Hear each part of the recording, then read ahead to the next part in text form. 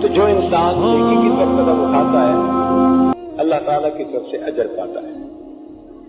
یہ انسان ہے تو خاک کی مٹھی، مگر پروردگار عالم نے اس میں اپنی محبت کا ایک ایسا حصہ رکھ دیا کہ جب وہ شامل ہو جاتا ہے تو یہ اوپر کو اٹھتا ہے، چڑھتا ہے، حتیٰ کہ یہ فرشتوں کو بھی پیچھے چھوڑ جاتا ہے۔ فرشتے بھی حیران ہوتے ہیں اس انسان کی عظمت پر۔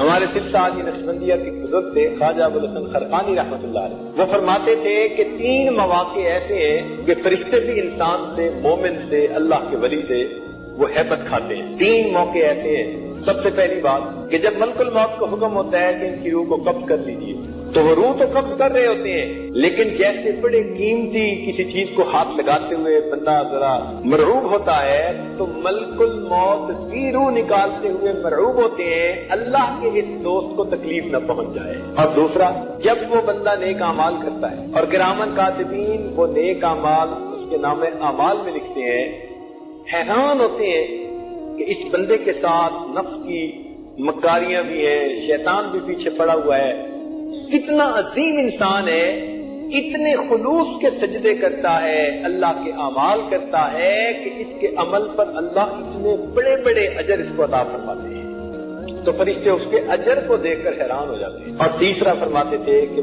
قبر کے اندر جب منکر نکیر آتے ہیں سوال پوچھنے کے لیے، تو اگرچہ وہ سوال پوچھ رہے ہوتے ہیں مگر سوال پوچھتے ہوئے بھی ان کے دل پر اللہ کے ولی کی ایک ہیبت ہوتی ہے، عظمت ہوتی ہے۔ تو فرشتے بھی حیران ہوتے ہیں اس انسان کی عظمتوں پر کہ باوجود اس نے اپنے نفس کی علائشوں کے اور گندگیوں کے کس طرح اللہ رب العزت کو راضی کرنے کے لیے اعمال۔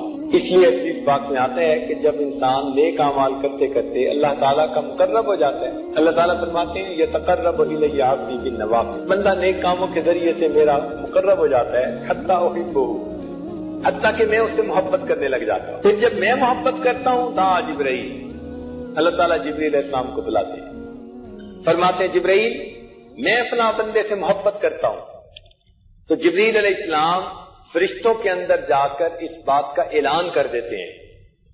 جیسے ہی اعلان ہوتا ہے سب فرشتے اس بندے سے محبت کرنی شروع کر دیتے ہیں۔ پھر جبرائیل علیہ السلام آسمان یہ دنیا پہ آتے ہیں، زمین پہ آتے ہیں، اور یہاں آ کر پھر وہی اعلان کرتے ہیں۔ اب یہ اعلان جب ہوتا ہے، حدیث پاک کے الفاظ ہیں ثم یودع لہ القبول فی الارض، پھر اللہ تعالیٰ زمین میں اس کے لیے قبولیت رکھ دیتے ہیں۔ لوگ اس سے واقف نہیں ہوتے لیکن اس کے چہرے کی طرف دیکھتے ہیں تو گرویدہ ہو جاتے ہیں، محبت کرنے لگ جاتے ہیں۔